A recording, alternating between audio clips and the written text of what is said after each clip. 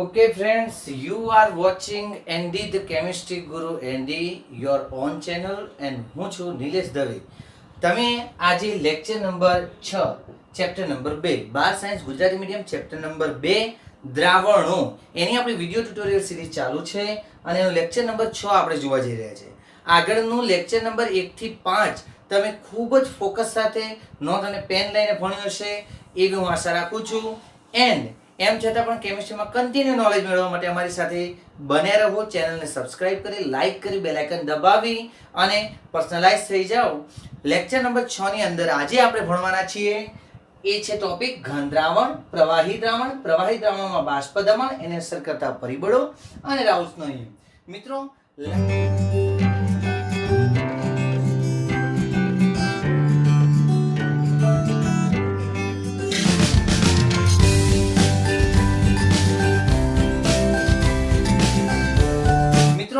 Last 5 નંબરના લેક્ચર્સની અંદર આપણે જે ટોપિક પૂરો કર્યો હતો એ ટોપિકનું નામ હતું હેનરીના નિયમ અને હેનરીના નિયમની ઉપયોગિતા, મર્યાદા, એના જે લક્ષણો છે એ આપણે જોઈ ચૂક્યા છીએ.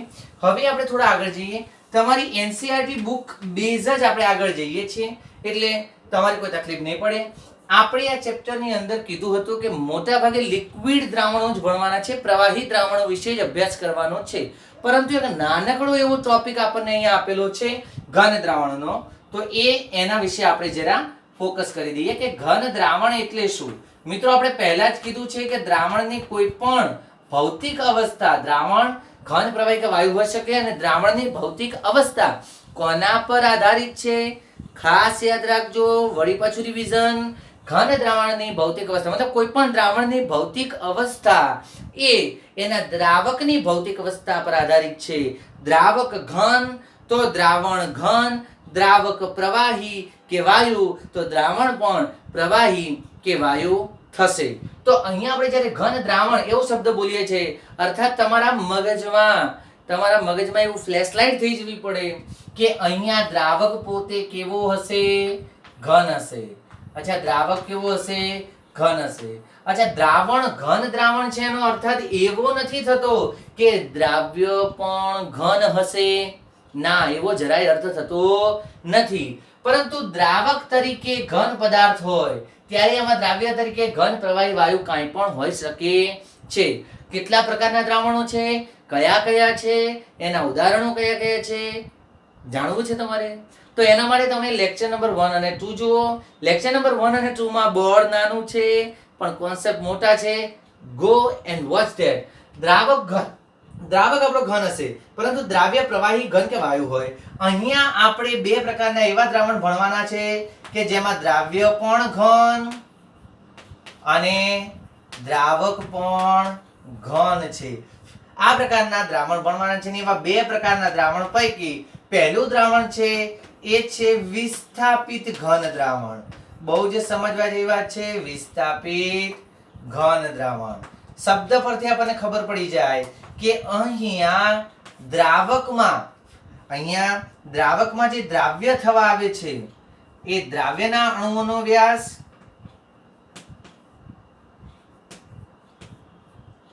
દ્રાવ્યના કદનો વ્યાસ અથવા તો દ્રાવ્યનું કદ, દ્રાવ્યના કણોનું કદ અને દ્રાવકના કણોનું કદ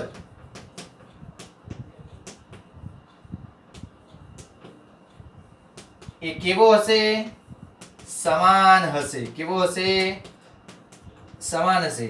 આથી થશે એવું કે આવા કોઈ વિસ્થાપિત ઘન દ્રાવણ બનાવવા માટે જે આપણે દ્રાવક લીધો છે, શું લીધું છે?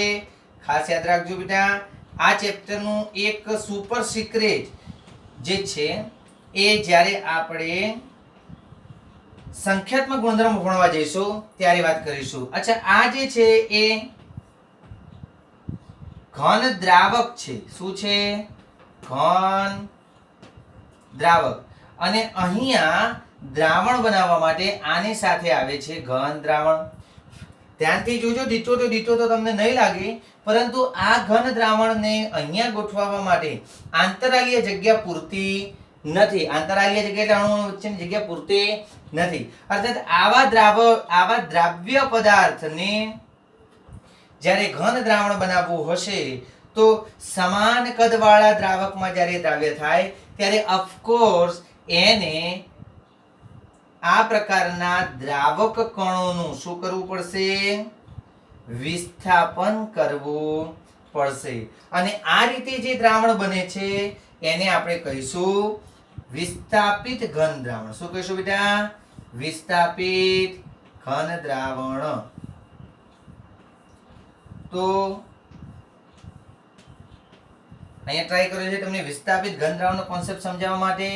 અને વિસ્થાપિત ઘન દ્રાવણનો મેઇન પોઈન્ટ એટલો જ છે કે દ્રાવ્યના જે અણુઓ છે એના કદનો વ્યાસ એ દ્રાવકના અણુઓના કદના વ્યાસ જેટલો હશે. એના કારણે વિસ્થાપન કર્યા સિવાય સમાંગ મિશ્રણ બનવાનો કોઈ રસ્તો નથી. ખાસ યાદ રાખજો આના ઉદાહરણમાં ZnS બરાબર છે. એના સિવાય મોનલ મેટલ આ એક શબ્દ છે જે કોપરની મેઇન મેટલ છે. યાદ રાખવા જેવી વાત છે. સોરી નિકલની મેઇન મેટલ છે મોનલ મેટલ બરાબર છે.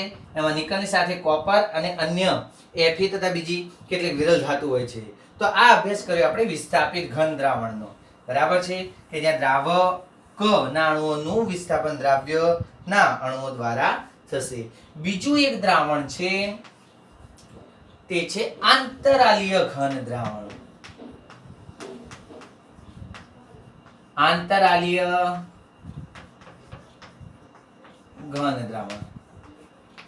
આંતરાલીય એટલે મેં તમને ફરી કીધું કે આ જે સ્પેસ તમને દેખાય છે આ જે જગ્યા છે એ છે આંતરાલીય જગ્યા બરાબર છે. તો જ્યારે દ્રાવ્યના અણુઓનું કદ ખૂબ નાનું હોય અને એટલું નાનું હોય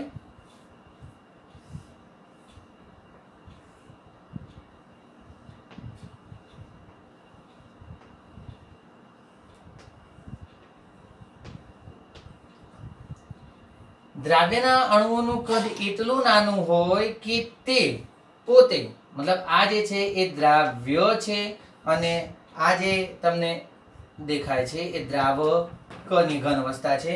તો અહીંયા આ દ્રાવ્યના કણો એ આંતરાલીય જગ્યામાં સેટ થઈ જાય, ગોઠવાઈ જાય અને સમાંગ મિશ્રણ બનાવે. સમાંગ મિશ્રણ એટલે દ્રાવણ. યાદ રાખજો બેટા, શબ્દો ભૂલી ના જતા.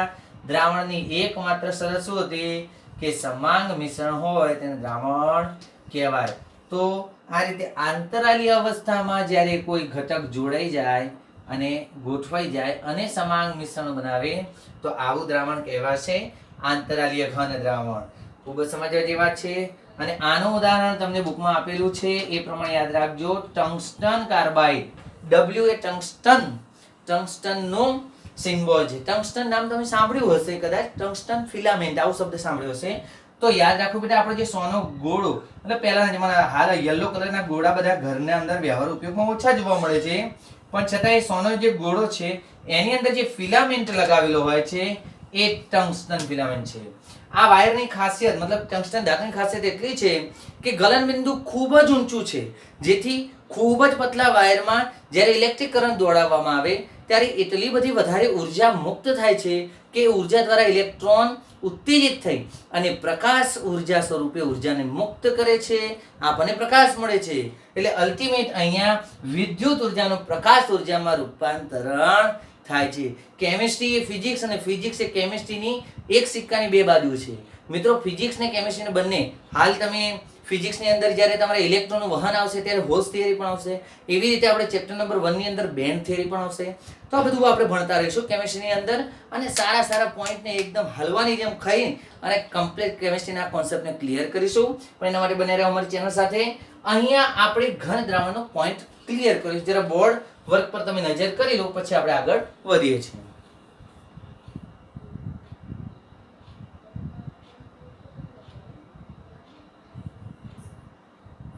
ઓકે દોસ્તો, હું આ બોર્ડ વર્કને કરી રહ્યો છું ગાયબ, તો જોતા રહો બોર્ડની સામે.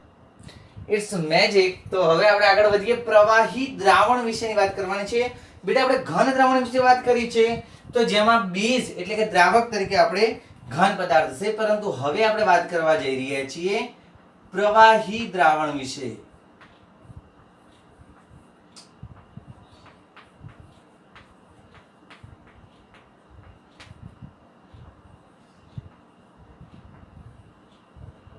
ખૂબ જ સરસ વાત છે બેટા. પ્રવાહી દ્રાવણનો અર્થ એ થયો કે દ્રાવક તરીકે પ્રવાહી અવસ્થા છે. મતલબ તમે જો મારી પાસે કેમિસ્ટ્રી શીખ્યા છો અને દ્રાવણની કોઈ પણ ભૌતિક અવસ્થા આવે છે તો તમારા મગજમાં પહેલો ફ્લેશ થવો જોઈએ કે દ્રાવણ પણ એ જ ભૌતિક અવસ્થામાં હશે જેમાં દ્રાવક હશે. તો અહીંયા દ્રાવક તરીકે પ્રવાહી અવસ્થા, અને આવા પ્રવાહી દ્રાવણ પૈકીના બે પ્રકારના પ્રવાહી દ્રાવણનો અભ્યાસ આપણે કરવાનો છે. ઘન દ્રાવ્ય અને પ્રવાહી દ્રાવક, પ્રવાહી દ્રાવ્ય અને પ્રવાહી દ્રાવક. તો જ્યારે પ્રવાહી દ્રાવણની આપણે વાત કરતા હોઈએ ત્યારે આપણે અવસ્થા તો પ્રવાહી જ છે, એટલે 11મા ધોરણમાં 4થા નંબરનું ચેપ્ટર હતું સ્ટેટ્સ ઓફ મેટર, દ્રવ્યની અવસ્થાઓ. એમાં પ્રવાહી અવસ્થા ભણ્યા હતા. મતલબ તમારા ચેપ્ટરનો છેલ્લો પોઈન્ટ હતો અને એની અંદર પૃષ્ઠતાણ, બાષ્પ દબાણ, આ પ્રકારના કેટલાક એના ગુણધર્મો તમે ભણ્યા હતા. તો એ પૈકીનો એક ગુણધર્મ છે બાષ્પ દબાણ. તો પ્રવાહી દ્રાવણ વિશે આપણે અભ્યાસ કરવા જઈએ એના માટે બાષ્પ દબાણ એ ખૂબ જ એક અગત્યનો પોઈન્ટ છે જે મારે તમને સમજાવવું પડશે. બાષ્પ દબાણ બેટા મગજમાં ફિટ કરી દેજો કે આખા ચેપ્ટરમાં હવે આ શબ્દ સતત તમારો પીછો કરશે. બાષ્પ દબાણ શબ્દ પરથી ખબર પડે બાષ્પનું દબાણ, પણ કઈ બાષ્પનું દબાણ અને આ બાષ્પનું દબાણ ક્યારે? બહુ સમજવા જેવી વાત છે કે જ્યારે આપણે કોઈ બંધ પાત્રમાં કોઈ પ્રવાહી અવસ્થાને ગરમ કરીએ છીએ, જ્યારે કોઈ બંધ પાત્રમાં પ્રવાહી અવસ્થાને આપણે શું કરીએ છીએ? ગરમ કરીએ છીએ. તો આ પ્રવાહી અવસ્થા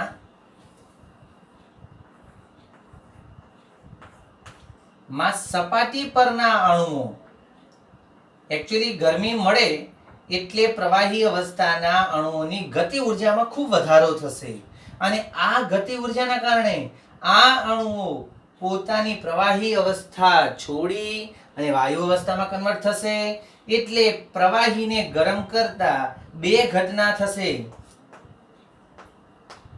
એક ઘટના હશે કે જેમાં પ્રવાહીનું વાયુ અવસ્થામાં રૂપાંતરણ થશે અને બીજી ઘટના છે જેમાં વાયુનું પ્રવાહીમાં રૂપાંતરણ થશે. તો યાદ રાખો બેટા કે પ્રવાહીનું વાયુમાં રૂપાંતરણ થવાની જે ઘટના છે એને આપણે બાષ્પીભવન કહીએ છીએ અને વાયુનું પ્રવાહીમાં રૂપાંતરણ થવાની ઘટના છે એને આપણે સંઘનન અથવા તો ઘનીભવન કહીએ છીએ કે જેના કારણે વરસાદ પડે છે. હવે સમજવા જેવી વાત એ છે કે શરૂઆતના સમયમાં ઉપરની અવસ્થા ખાલી હશે, ઉપરનું વાતાવરણ, ઉપરનું જે ફેસ છે ખાલી હશે, ત્યાં માત્ર હવા હશે. જેમ જેમ પ્રવાહીને ગરમ કરીશું એની વાયુ અવસ્થા આ કદની અંદર ફેલાશે અને એ પોતે નિશ્ચિત ચોક્કસ કદની અંદર જેમ જેમ આ વાયુ અવસ્થાનો વધારો થશે એમ એમ અહીંયા દબાણમાં વધારો થશે. આ વાયુ અવસ્થાના અણુઓ એકબીજા ઉપર દબાણ કરશે, ધક્કા મુક્કી કરશે અને અંતે એ કેટલાક દબાણમાં આવતા ઘટકો જેવા પ્રવાહીની સંપર્કમાં આવશે, ઠંડક હોવાના કારણે એ તરત જ ક્યાં જતા રહેશે? પ્રવાહી અવસ્થામાં ક્લિયર થશે. આનો અર્થ એમ થયો કે એક તરફ પ્રવાહીનું વાયુમાં રૂપાંતરણ ચાલુ હશે, બીજી તરફ વાયુનું પ્રવાહીમાં રૂપાંતરણ ચાલુ હશે. તો સંતુલન ક્યારે સ્થપાશે? તો એક એવી અવસ્થા આવે કે જ્યારે બાષ્પીભવનનો વેગ અને સંઘનન અથવા તો ઘનીભવનનો વેગ બંને સરખા થઈ જાય ત્યારે સંતુલન સ્થપાશે અને આપણે એમ કહીશું કે સંતુલને પ્રવાહીની વાયુ અવસ્થા દ્વારા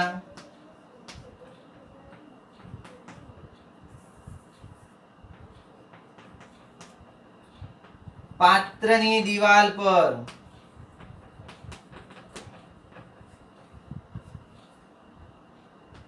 લાગતા દબાણને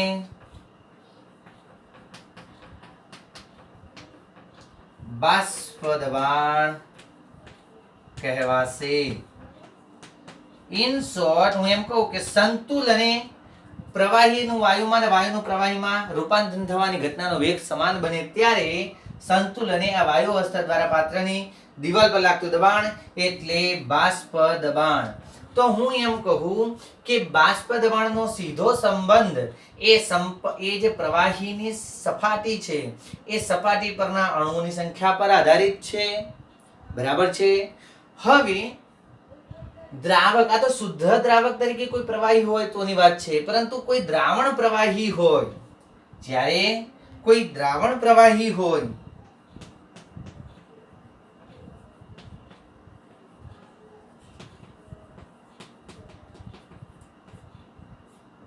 તો પ્રવાહી દ્રાવણમાં દ્રાવક તો પ્રવાહી છે જ, પરંતુ દ્રાવ્ય એ ઘન કે પ્રવાહી કે વાયુ હોઈ શકે છે. હવે આપણો શબ્દ અહીંયા એ છે કે જ્યારે દ્રાવ્ય પોતે પ્રવાહી હશે તો આવા પ્રવાહી દ્રાવણનું બાષ્પ દબાણ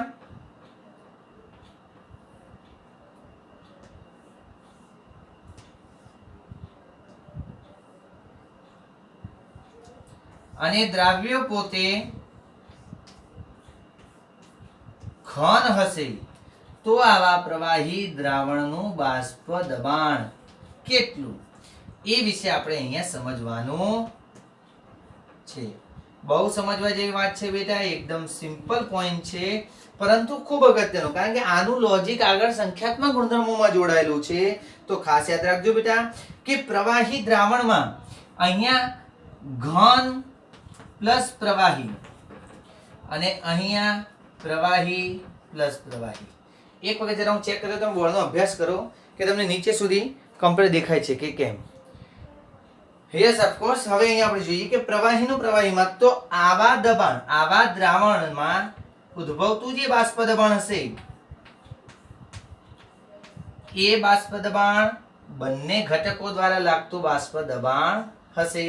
પરંતુ જ્યારે પ્રવાહી દ્રાવણમાં એક પદાર્થ ઘન છે અને ઘન પદાર્થનું બાષ્પ દબાણ મતલબ અબાષ્પશીલ ઘન પદાર્થ હશે તો દ્રાવણ દ્વારા ઉદ્ભવતું બાષ્પ દબાણ એ માત્ર પ્રવાહી દ્રાવકના કારણે ઉદ્ભવતા બાષ્પ દબાણ જેટલું હશે.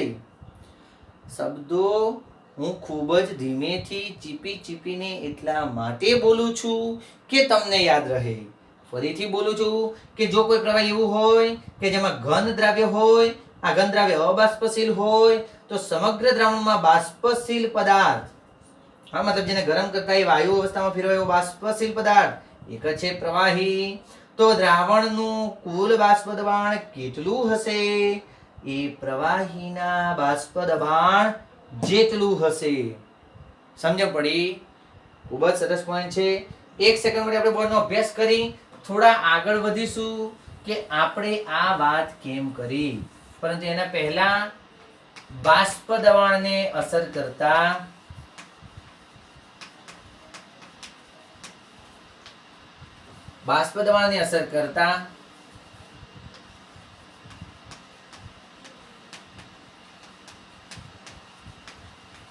પરિબળો વિશે આપણે વાત કરવાની છે.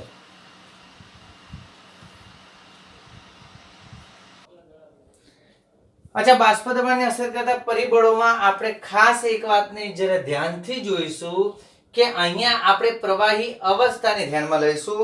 હાલ એ શબ્દને જરા બાજુમાં મૂકીશું કે પ્રવાહી દ્રાવણ કે પ્રવાહી દ્રાવક છે. બરાબર છે? એની સ્પષ્ટતા હું આ ભાગ પૂરો થયા પછી અહીંયા કરીશ અને ખાસ ધ્યાન આપવાનું છે તમારે. બાષ્પ દબાણને અસર કરતા પરિબળોમાં પહેલું પરિબળ છે એ છે આંતરાણ્વીય આકર્ષણ.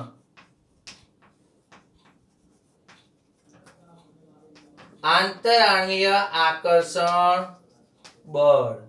બેટા, જે પ્રવાહી અવસ્થામાં અણુઓ વચ્ચેનું આકર્ષણ બળ પ્રબળ હોય તો એમનું બાષ્પ દબાણ નીચું જશે. અર્થાત હું એવું કહી દઉં કે આંતર આણ્વીય આકર્ષણ બળ, આંતર આણ્વીય આકર્ષણ બળને બાષ્પ દબાણ સાથે વ્યસ્ત સંબંધ છે. કેવો સંબંધ? વ્યસ્ત. અર્થાત આંતરાણી આકર્ષણ બળ વધુ તો બાષ્પ દબાણ ઓછું, આંતરાણી આકર્ષણ બળ ઓછું તો બાષ્પ દબાણ વધુ. આવું કેમ? તો હું તમને એક સામાન્ય ઉદાહરણ આપું છું, ખાસ જોવો કે પાણી એ પ્રવાહી કેમ છે કે પાણીના અણુઓ વચ્ચે હાઇડ્રોજન બંધ લાગેલા છે. આ પાણીનો એક અણુ નથી, આ એક આખો ડોટ એ ઇન્ડિવિડ્યુઅલ પાણીનો અણુ છે, આ બીજો પાણીનો અણુ છે. આ બંનેને ડોટેડ લાઈન એટલે કે હાઇડ્રોજન બોન્ડ દ્વારા દર્શાવ્યા છે. સમજો વાતને. જ્યારે આપણે આને ગરમ કરીએ છીએ, પાણીને આપણે જ્યારે ગરમ કરીએ છીએ ત્યારે H2O માં આ બોન્ડ નથી તૂટતો, પરંતુ એ H2O સાથે જોડાયેલા બીજા H2O નો એ બંને વચ્ચેનો હાઇડ્રોજન બંધ તૂટે છે. અર્થાત પ્રવાહી વાયુમાં ફેરવાય ત્યારે આંતરાણીય આકર્ષણ બળ તૂટે છે. ત્યાં પ્રાથમિક કેમિકલ બોન્ડ્સ એટલે કે કોવેલેન્ટ કે આયોનિક બોન્ડ તૂટતા નથી, સહસંયોજક આયોનિક બોન્ડ તૂટતા નથી. ત્યાં તૂટે છે આંતરાણીય આકર્ષણ બળ. અને આંતરાણીય આકર્ષણ બળ તૂટે એટલે અણુઓ એકબીજાની જેટલા નજીક હોય એનાથી દૂર જાય, એટલે પ્રવાહી અવસ્થામાં હોય એના કરતા મોટા અંતરે એકબીજાથી દૂર જાય તો કઈ અવસ્થા કહેવાય બેટા? વાયુ અવસ્થા. તો આ પ્રવાહીને બાષ્પમાં ફેરવીએ ત્યારે આપણે આંતરાણીય આકર્ષણ બળ પર અસર કરીએ છીએ. તમારી બુકમાં ચાહે કોઈ પણ પરિબળ આપ્યું હોય, હાલ આ પરિબળોને તમારે ધ્યાનમાં લેવાના છે, એ ખાસ ધ્યાન રાખજો. તો આંતરાણીય આકર્ષણ બળને બાષ્પ દબાણ સાથે વ્યસ્ત સંબંધ હશે. બીજો પોઈન્ટ છે એ છે તાપમાન. એકચ્યુઅલી 11th ના પોઈન્ટમાં પણ તમે આ બધી ચર્ચા કરી આવ્યા છો. હવે જે મેં તમને સમજાવ્યું એની સાથે સીધો સંબંધ. તાપમાન વધશે તો આંતરાણીય આકર્ષણ ઓર વધારે નિર્બળ બનશે. આથી તાપમાન વધે તો આંતરાણીય આકર્ષણ બળ ઘટે. આનો અર્થ તાપમાન વધે તો કોઈ એક ચોક્કસ પ્રવાહી અવસ્થાના બાષ્પ દબાણમાં એક લેવલ સુધી વધારો થશે. ત્રીજું બાષ્પ દબાણ. તો બાષ્પ દબાણને અસર કરતું ત્રીજું પરિબળ છે એ છે પ્રવાહીની સ્નિગ્ધતા. બહુ સમજવા જેવું પોઈન્ટ છે. તરલ યંત્રશાસ્ત્ર ફિઝિક્સમાં પણ તમારે આવતું હતું અને વળી પાછું આપણા દ્રાવ્ય અવસ્થાની અંદર પણ આવતું હતું કે સ્નિગ્ધતા એટલે શું. સાદી ભાષામાં કહું તો સ્નિગ્ધતા એટલે ગાઢાપણું, રગડો જે કહીએ છીએ એ. તો જે દાખલા કે પાણી કરતા તેલ, તો પાણી કરતા તેલ આપણને વધારે સ્નિગ્ધ લાગે છે, અર્થાત તેલની સ્નિગ્ધતા વધારે છે. અચ્છા, તેલની જે સ્નિગ્ધતા છે, તો સ્નિગ્ધતા જે પોઈન્ટ છે એને ખાસ સમજજો. તો એ ગાઢાપણું, જેમ આંતરાણીય આકર્ષણ બળ વધુ હશે, ફરીથી આંતરાણીય આકર્ષણ બળ વધુ હશે તો એવી પ્રવાહી અવસ્થામાં પણ અણુઓ એકબીજાની નજીક ગોઠવાયેલા હશે. આ પરિસ્થિતિમાં આવી પ્રવાહી અવસ્થાની સ્નિગ્ધતા વધુ હશે. તો અર્થાત જેની સ્નિગ્ધતા વધુ એનું આંતરાણીય આકર્ષણ બળ પણ વધુ, બાષ્પ દબાણ ઓછું. તો આનો અર્થ એમ થયો કે સ્નિગ્ધતા એ આંતરાણીય આકર્ષણ બળના સમપ્રમાણમાં અને બાષ્પ દબાણના વ્યસ્ત પ્રમાણમાં હશે.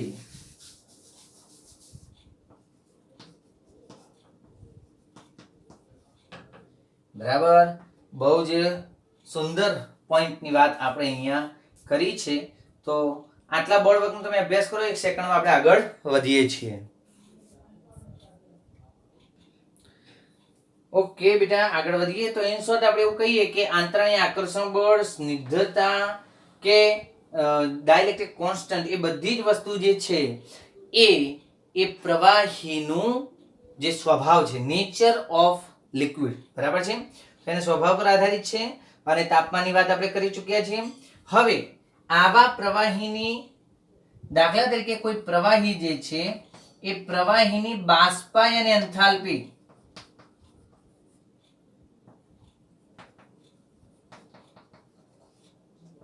તો બાષ્પીભવન એન્થાલ્પી ફેરફાર, દાખલા તરીકે ડેલ્ટા H વેપરાઇઝેશન હોય બરાબર છે.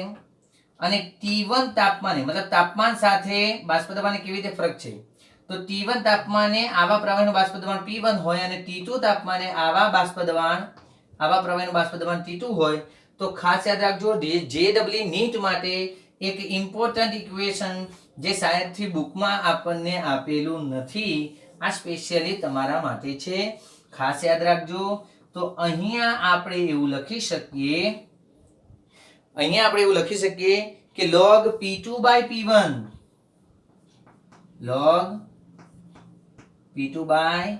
P1 is equal to delta H vaporization मतलब बाष्पीभवन enthalpy by 2.303 R into T2 minus T1 upon T1 into T2.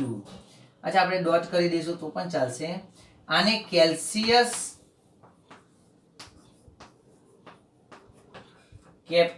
કેપિયોન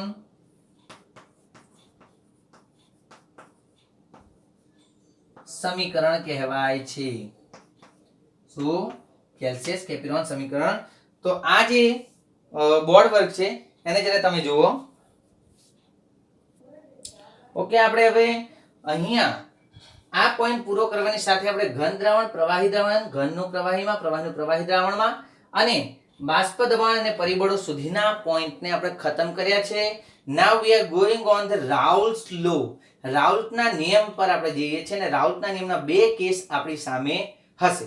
કઈ રીતે બે કેસ, ચલો જોઈએ, પણ એના પહેલા આપણે બોર્ડ સાફ કરી દઈશું. ઓકે ફ્રેન્ડ્સ, હવે આપણે રાઉલ્ટ્સનો નિયમ ભણવા જઈ રહ્યા છીએ. અચ્છા, રાઉલ્ટ્સના નિયમની અગત્યતા શું છે, ખાસ ધ્યાન આપો.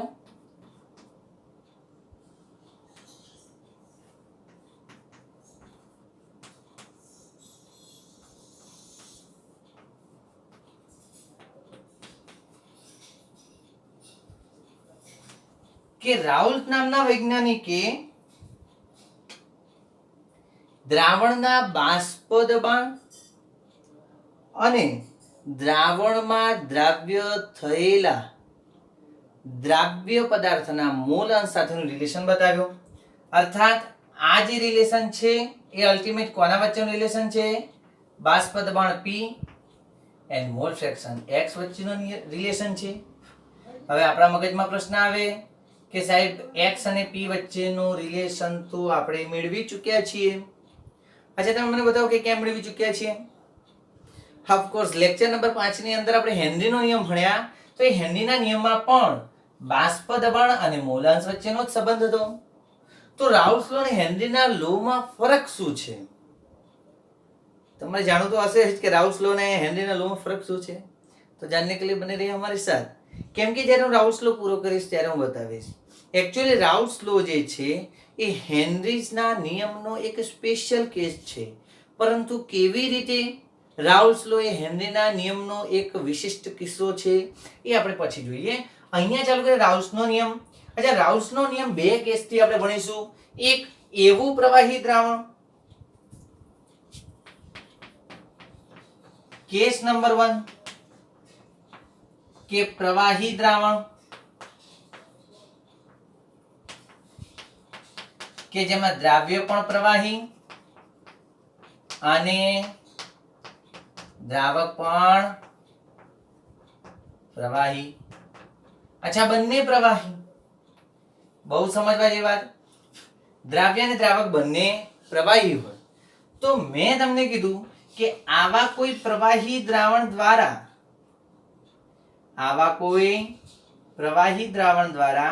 ઉત્પન્ન થતું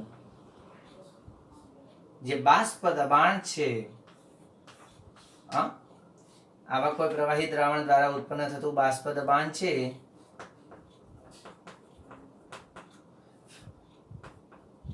માનો કે બાષ્પ દબાણને આપણે P ટોટલ કહી દઈએ. શું કહી દઈએ? P total.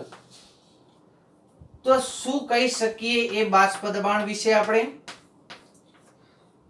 ઓફકોર્સ એવું કહી શકીએ કે દ્રાવ્ય પણ પ્રવાહી છે, એટલે આ જે બાષ્પ દબાણ પેદા થતું હશે એમાં દ્રાવ્યનું પણ પોતાનું આંશિક બાષ્પ દબાણ હાજર હશે અને દ્રાવક પણ પ્રવાહી છે તો પેદા થતું દ્રાવણનું બાષ્પ દબાણ એમાં કેટલું આંશિક બાષ્પ દબાણ દ્રાવકનું પણ હશે કહી શકાય ઓફકોર્સ તો રાઉલ્સે એવું કીધું કે કોઈ પણ નિશ્ચિત તાપમાને અને દબાણે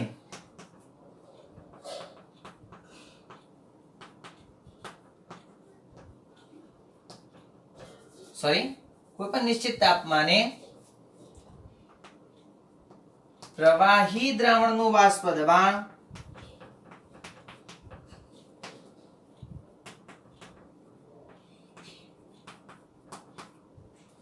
એ તેના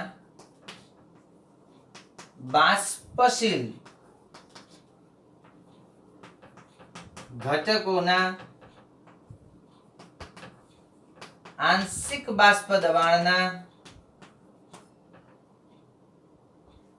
સમપ્રમાણમાં હશે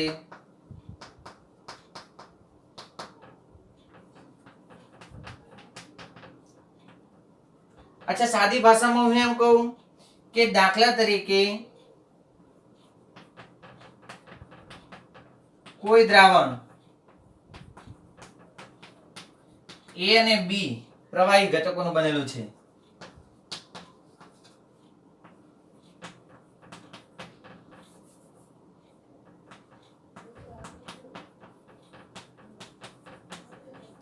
A અને B પ્રવાહી ઘટક ધરાવે છે તો આવા દ્રાવણનું ટોટલ બાષ્પ દબાણ P ટોટલ એ શું થશે તો PA PB જેટલું થશે ખાસ સમજો જ્યાં PA એટલે શું એ ઘટક A નું બાષ્પ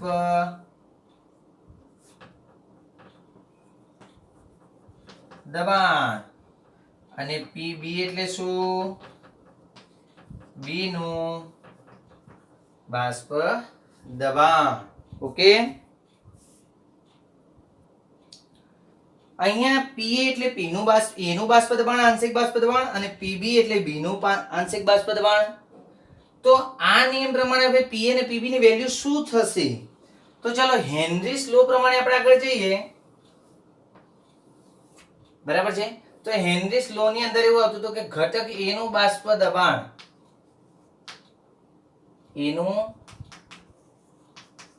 આંશિક બાષ્પ દબાણ દાખલા તરીકે PA હોય તો PA is directly proportional to its mole fraction એટલે PA બરાબર XA થાય પરંતુ રાઉલ્સે એવું કીધું કે જે તે દ્રાવણનું બાષ્પ દબાણ એ એના અથવા તો જે તે બાષ્પશીલ ઘટકનું બાષ્પ દબાણ એ તેના મોલ અંશના સમપ્રમાણમાં હોય છે બરાબર છે તો રાઉલ્સના નિયમ મુજબ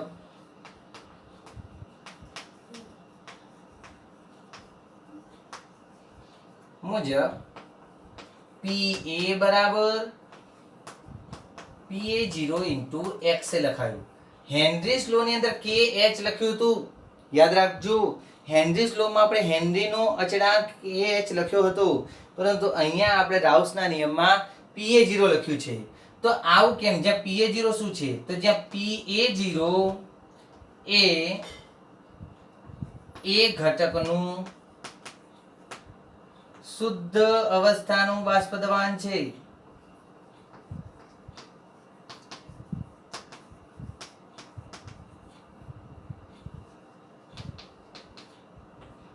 ખૂબ સમજવા જેવી વાત છે તો PA0 એ ઘટક એનું શુદ્ધ અવસ્થાનું બાષ્પ દબાણ છે અહીંયા સમીકરણ નંબર 1 મુકેશ અહીંયા સમીકરણ નંબર 2 અને સમીકરણ નંબર 3 બરાબર છે આ જ રીતે હું લખું કે B નું આંશિક બાષ્પ દબાણ બરાબર PB હોય તો PB ચલે છે એના મોલ ફ્રેક્શન XB તો PB બરાબર PB0 XB જ્યાં હું ટૂંકમાં લખીશ કે જ્યાં PB0 એટલે શુદ્ધ B નું બાષ્પ દબાણ યાદ રાખજો બેટા કે B ઘટક ભલે પ્રવાહી છે તો એનું કોઈ ચોક્કસ બાષ્પ દબાણ હશે તો કોઈ પણ શુદ્ધ ઘટકનું બાષ્પ દબાણ એ એનું મહત્તમ બાષ્પ દબાણ હોઈ શકે. એ ઘટક કોઈ પણ દ્રાવણમાં હોય તો એની શુદ્ધ અવસ્થા કરતા વધારે શુદ્ધ બાષ્પ દબાણ કે વધારે માત્રામાં બાષ્પ દબાણ બીજી કોઈ અવસ્થામાં હોઈ શકે નહીં. અર્થાત પાણીની અંદર આપણે ઇથેનોલ ઉમેર્યો હોય તો શુદ્ધ ઇથેનોલનું બાષ્પ દબાણ જેટલું હોય, પાણીની અંદર ઓગળેલા ઇથેનોલનું બાષ્પ દબાણ તો એના કરતા ઓછું જ હશે. બરાબર છે. તો આ જે સમીકરણ નંબર 2 અને 3 એની કિંમત સમીકરણ નંબર 1 માં મૂકતા, સમીકરણ 1 માં કિંમત મૂકતા આપણે એમ કહી શકીએ કે પી ટોટલ બરાબર PA0 XA plus PB0 XB આવું લખી શકીએ. Very good. હવે તમે એક વસ્તુ સમજો કે આ જે સમીકરણ છે એના પરથી આપણે થોડા આગળ જઈએ તો આપણે જાણીએ છીએ કે કોઈ પણ દ્રાવણના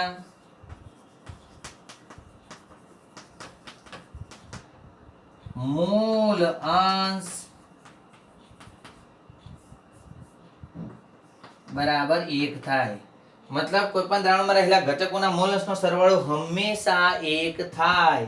આનો અર્થ એમ થયો કે અર્થાત અહીંયા લઈ લો કે XA + XB બરાબર 1 લખી શકું. ઓફકોર્સ લખી શકાય. ચલો તો થોડા આગળ વધીએ. તો અહીંયા સમીકરણ નંબર 4 માં હું એવું લખું કે સમીકરણ 4 માં XA બરાબર XA. અચ્છા, આ સમીકરણને એક વખત ધ્યાનથી જુઓ તો હું એવું લખી શકું કે XA બરાબર 1 - XB.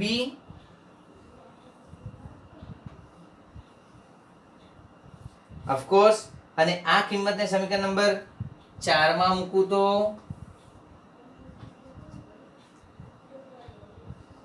સમીકરણ 4 માં મૂકતા હું એવું લખી શકું કે P ટોટલ બરાબર PA0 XA ની જગ્યાએ 1 - XB પ્લસ PB0 XB. સમજો વાતને. તો અહીંયા હું આવું લખી શકું. ચલો કૌંસ છોડીએ. PA0 માઈનસ 1 સાથે ગુણાકાર એટલે PA0 ઓન્લી, અને અહીંયા આવશે PA0 XB વત્તા PB0 XB. અર્થાત હું લખી શકું કે PA0, ચલો આ ટર્મ છે અને આ ટર્મ છે. આ બંને ટર્મમાંથી હું XB કોમન કાઢીશ, એ પણ પોઝિટિવ. તો જે પોઝિટિવ છે પોઝિટિવ રહેશે. PB0 અને માઈનસ નેગેટિવ છે નેગેટિવ રહેશે, એટલે કે PA0 P ટોટલ. તમારા મગજમાં પ્રશ્ન આવે કે સર આ XA બરાબર 1 - XB લીધું, એની જગ્યાએ આપણે XB બરાબર 1 - XA ન લઈ શકાય? ઓફકોર્સ લઈ શકાય. એની રીતે તમે દાખલો ગણશો તો તમને જો XB બરાબર 1 - XA લીધું હોત તો P ટોટલ આપણને શું મળત? યાદ રાખો. તો P ટોટલ આપણને મળત PB0 વત્તા PA0 માઈનસ PB0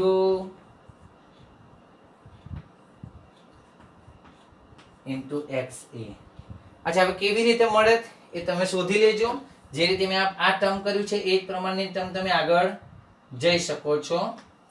આ થઈ ગયો આપણો રાઉલ્સનો નિયમ. જ્યારે પ્રવાહી બાષ્પશીલ પ્રવાહી ઘટકમાં બાષ્પશીલ પ્રવાહી ઘટક મતલબ પ્રવાહીનું પ્રવાહીમાં દ્રાવણ હોય તો રાઉલ્ટના નિયમનું ગાણિતિક સ્વરૂપ આ રીતે લખી શકાય છે. 1 સેકન્ડ માટે બોર્ડનો અભ્યાસ કરો, આપણે આગળ વધીએ છીએ. ઓકે બેટા, તો આ નિયમ પરથી આપણે એવું જાણીએ છીએ કે અહીંયા પરથી એવું તારણ નીકળે, તારણ 1 કે દ્રાવણનું બાષ્પ દબાણ એ જે તે કોઈ એક જ ઘટક, એક જ બાષ્પશીલ ઘટકના મોલ અંશ પર આધારિત છે, તો મોલ અંશનું વિધેય છે. બીજી વસ્તુ કે PA0 * XB અથવા PA0 * X છે, અહીંયા જે દ્રાવણનું બાષ્પ દબાણ, કુલ બાષ્પ દબાણ P ટોટલ જે છે એ ઇન્ડિવિડ્યુઅલ 1 ના આંશિક બાષ્પ દબાણના સરવાળા જેટલું થશે. બરાબર છે? અચ્છા, ને ત્રીજું તારણ એવું નીકળશે કે સમગ્ર દ્રાવણનું બાષ્પ દબાણ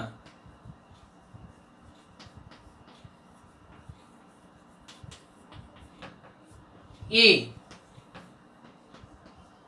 વધુ બાષ્પશીલ, જોજો આ બહુ જ અગત્યનો પોઈન્ટ લખ્યો છે મેં, વધુ બાષ્પશીલ ઘટકના મોલ અંશ પ્રમાણે બદલાશે.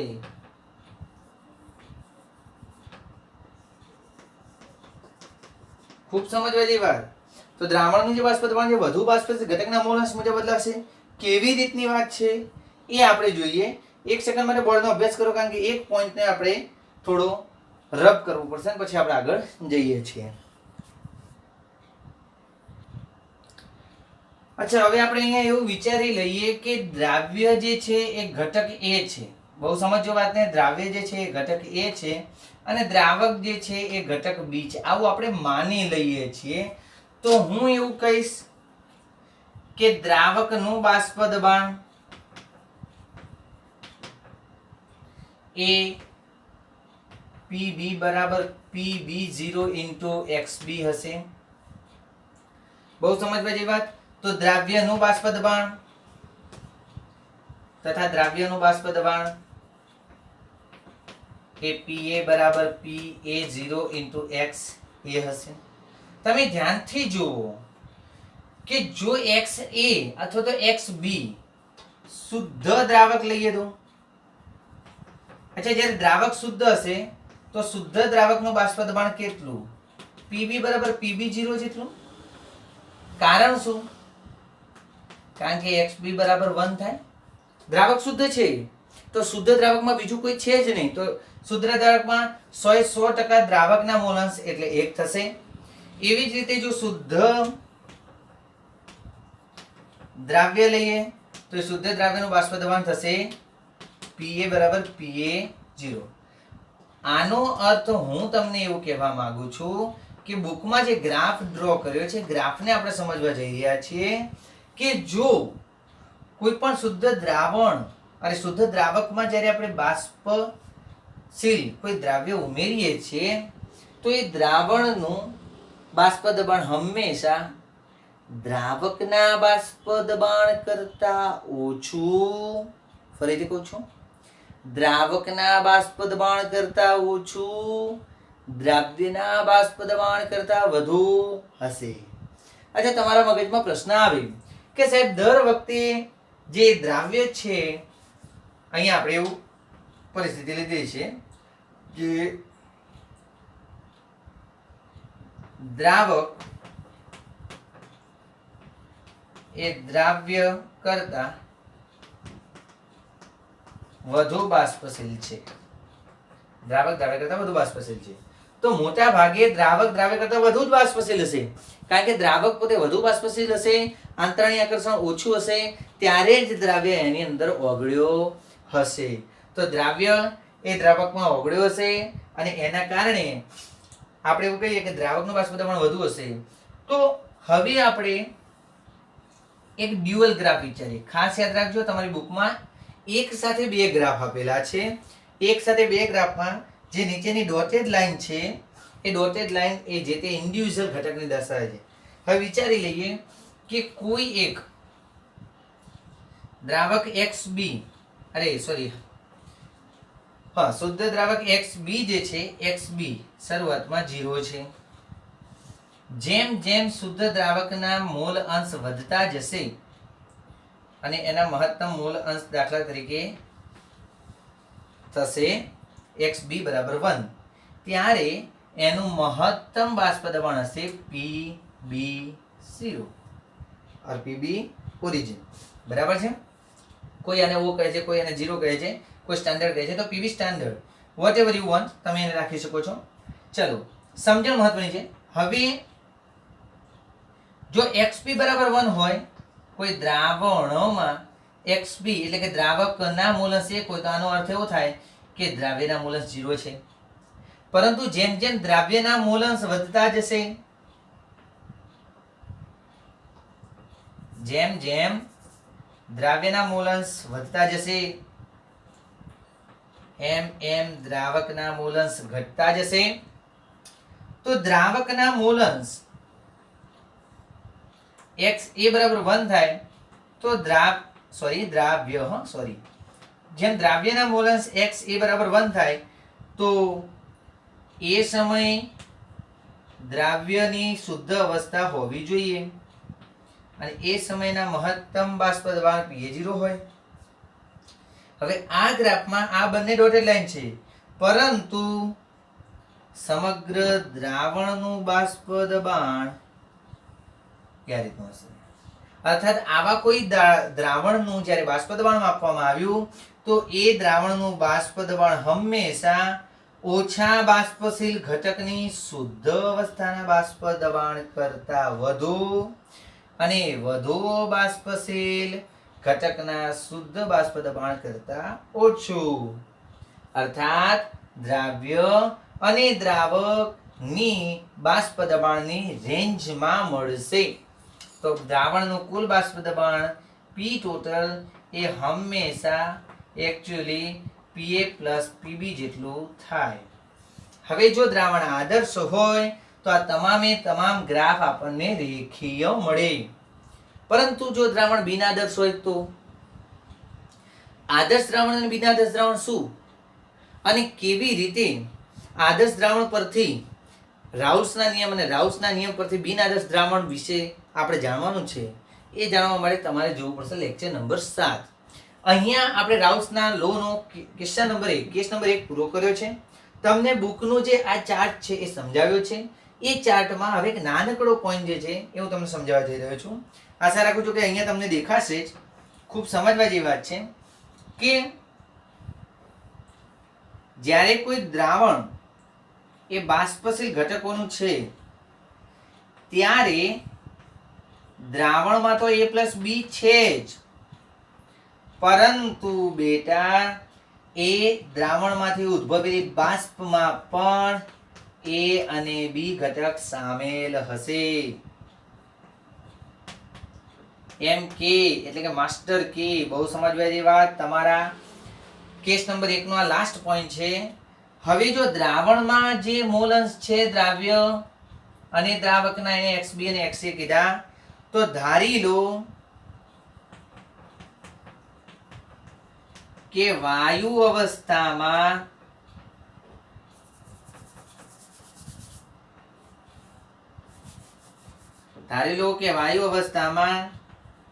A ના મોલ અંશ એ YA હોય તો PA બરાબર YA into P ટોટલ મળે. આવું આપણે આગળ ભણીને આવ્યા છીએ. બરાબર છે. તો PA બરાબર YA into P ટોટલ મળે. એવી જ રીતે B માટે B ના જો વાયુ અવસ્થામાં મોલ અંશ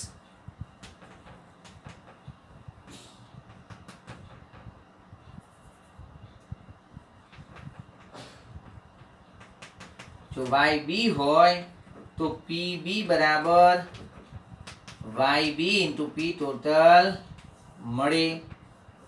એક વખત જરા ચેક કરી લઈએ કે તમને યોગ્ય દેખાય છે કે નહીં.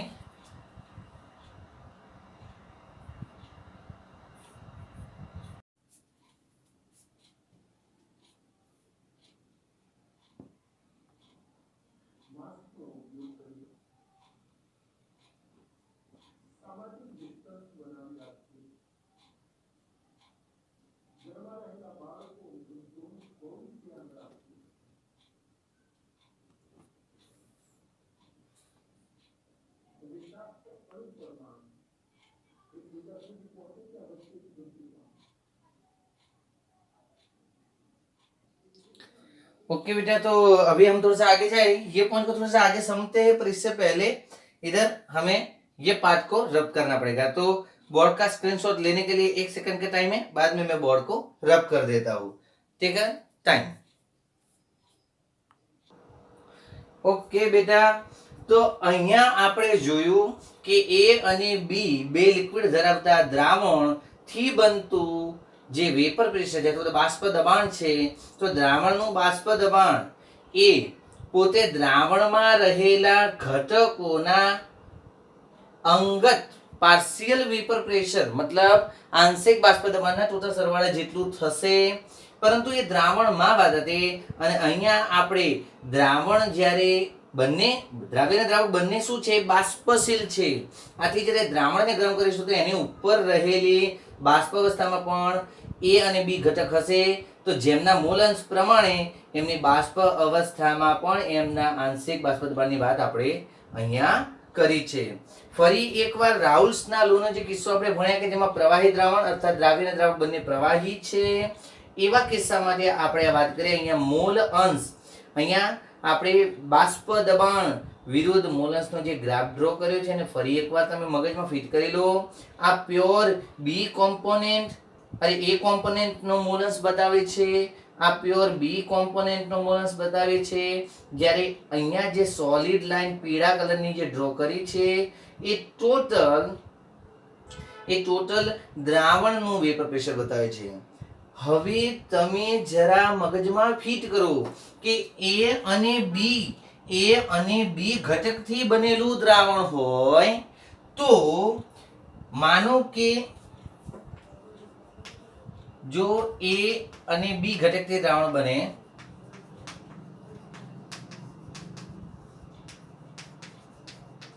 જો A અને B ઘટક ધરાવતું દ્રાવણ હોય અને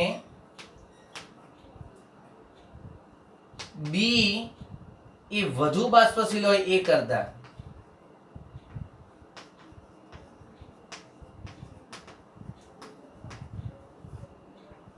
વધુ બાષ્પશીલ હોય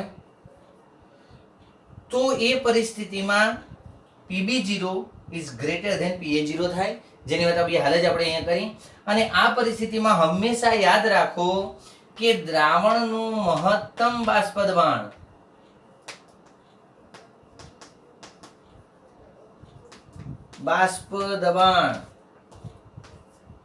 એટલે કે P સોલ્યુશન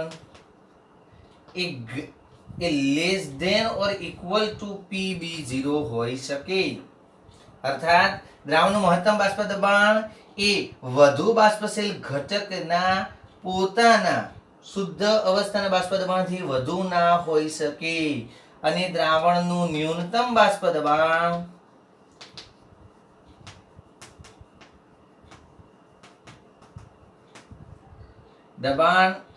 એટલે કે P સોલ્યુશન એ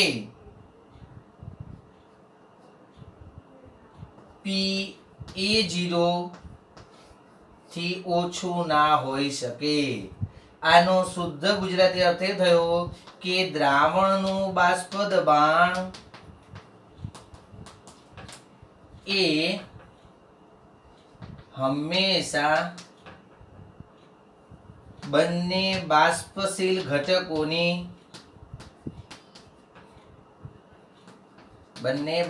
ઘટકોના શુદ્ધ બાષ્પ દબાણની વચ્ચે રહેશે.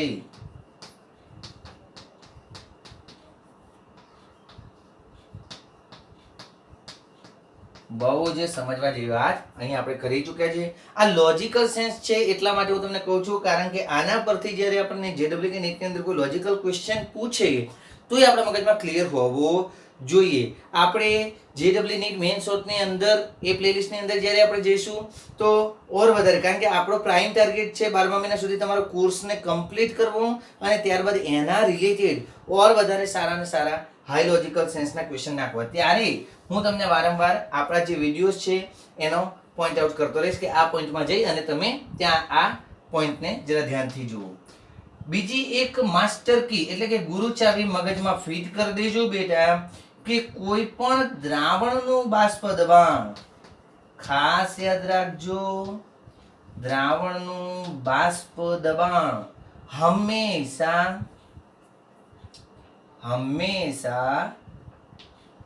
શુદ્ધ દ્રાવકના બાષ્પ દબાણથી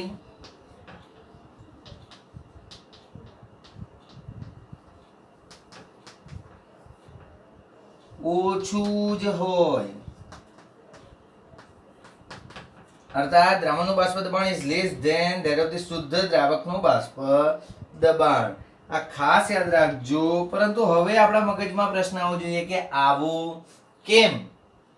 કેમ કોઈ દ્રાવણનું બાષ્પ દબાણ એ શુદ્ધ દ્રાવકના બાષ્પ દબાણ કરતાં ઓછું જ હોય અને કેવી રીતે આપણે બાષ્પ દબાણનો ઉપયોગ કરવાનો છે એના માટે તમારે જોવું પડશે લેક્ચર નંબર 7. તો અમારી સાથે બન્યા રહો, સબસ્ક્રાઇબ કરો, લાઈક કરો, બેલ આઇકન દબાવીને પર્સનલાઇઝ થઈ જાઓ. ચેનલનું નામ છે એનડી ધ કેમિસ્ટ્રી ગુરુ એનડી. તમને બધાને ખ્યાલ આવી જ ગયો હશે. મારું કન્ટેન્ટ એકદમ સારામાં સારી ક્વોલિટીનું છે એવું મેં પ્રયત્ન રાખ્યો છે. તમે પણ જો તમારા તરફથી કોઈ પણ સુઝાવ હોય આ મટીરિયલને લઈને અથવા તો અહીંયા જોવામાં પડતી ટેકનોલોજીકલ કોઈ ઇમ્પ્રુવમેન્ટ હોય તો તમે કમેન્ટ સેક્શનમાં લખી શકો છો. હું 12 science Gujarati medium, 11 science Gujarati મીડિયમની લિંક મારા ગુજરાતી મીડિયમના વિડીયોઝની અંદર મૂકીશ, ઇંગ્લિશ મીડિયમના વિડીયોઝની અંદર ઇંગ્લિશ મીડિયમના સ્ટાન્ડર્ડ્સની લિંક મૂકીશ. તમારી કોઈ પણ ડિફિકલ્ટીઝ હોય એ ત્યાં સોલ્વ કરવામાં આવશે અને તમને પ્રેક્ટિસ માટેનું ઈ મટીરિયલ પણ ત્યાં પ્રોવાઈડ કરવામાં આવશે. તો લેક્ચર નંબર 7 તરફ આપણે આગળ જઈશું ત્યારે રાઉલ્સના કેસ નંબર 2 ની વાત આપણે કરવાની થશે, જ્યાં પ્રવાહી દ્રાવણમાં દ્રાવ્ય તરીકે ઘન પદાર્થ હશે તો બંને ઘટક બાષ્પશીલ હોય ત્યારે રાઉલ્સના નિયમની વાત આપણે કરી ચૂક્યા છીએ. બંને ઘટક અબાષ્પશીલ હોય ત્યારે રાઉલ્સના નિયમમાં કેવી રીતે આપણે ગોઠવણી કરીશું અને એની તારવણી મેળવીશું એ લેક્ચર નંબર 7 ની અંદર જોવાનું હશે. અને આઈડિયલ એટલે કે આદર્શ અને બિન આદર્શ દ્રાવણ શું છે તથા આ લેક્ચરમાં મેં મૂકેલા તમામ પ્રશ્નોના જવાબ લેક્ચર નંબર 7 ની અંદર આપણને મળશે. તો till then stay tune with ND the chemistry ગુરુ એનડી ચેનલ અને આગની જેમ વિડીયોને ફેલાવતા રહો, ઘરે રહો, સુરક્ષિત રહો અને ભણવા માટેના ટાઈમનો ઉપયોગ કરો. ઓકે.